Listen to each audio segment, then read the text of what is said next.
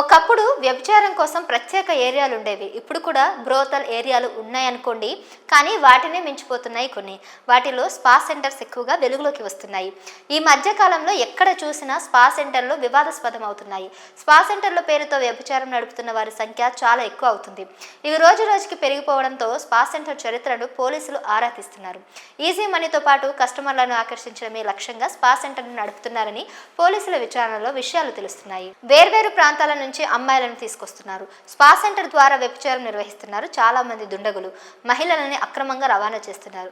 ఇప్పటికీ ఎన్నోసార్లు వెలుగులోకి వచ్చిన ఈ స్పా భాగవతం తాజాగా మరోసారి వెలుగులోకి వచ్చి హల్చల్ చేస్తుంది. ఇంతకీ ఈసారి ఏమైంది? పూర్తి వివరాలకు వెళ్తే, రాను రాను హైదరాబాద్ మహానగరం వ్యభిచారానికి అడ్డాగా మారుతుందని చెప్పాలి. ఇప్పటికే ఎన్నో అక్రమ వ్యభిచార కేసులు వెలుగులోకి వచ్చాయి.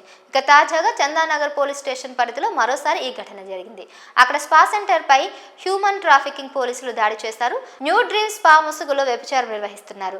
పోలీసులు వెంటనే స్పా సెంటర్ పై దాడి చేసి మొత్తం 4 యువతులు, ఒక విటుడిని అదుపులోకి తీసుకున్నారు.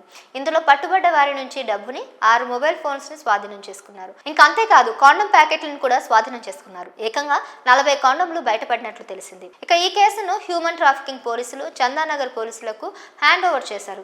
ఇక చందానగర్ పోలీసులు దీనిపై కేసు నమోదు చేసుకుని దర్యాప్తు చేస్తున్నారు. అసలు ఎవరి యువతులు, ఎప్పటి నుంచి స్పా సెంటర్లు పనిచేస్తున్నారనే విషయాలపై పోలీసులు ఆరా తీస్తున్నారు. ఇది సంగతి. ఇలా స్పా సెంటర్లు వ్యభిచారానికి అడ్డాగా నిలుస్తున్నాయి. ఈ మధ్య కాలంలో హైదరాబాద్లో చాలా బయటపడుతున్నాయి. ఈ విధంగా స్పా పేరుతో వ్యభిచార భాగవతాలు చాలా ఎక్కువ అవుతున్నాయి.